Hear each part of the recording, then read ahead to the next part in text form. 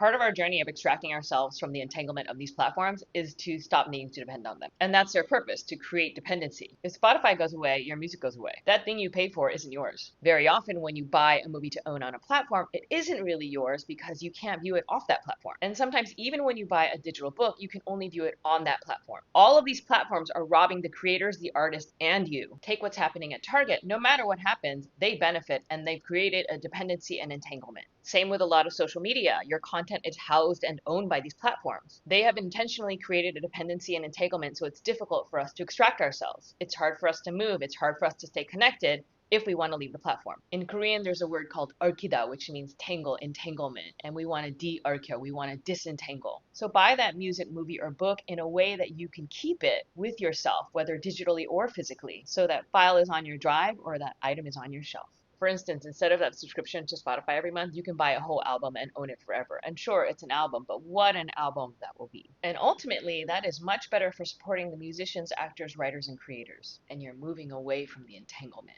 And yeah, these platforms have created a dependency, so it's hard for us to disentangle ourselves, but we can do it. I believe in us. I love packing.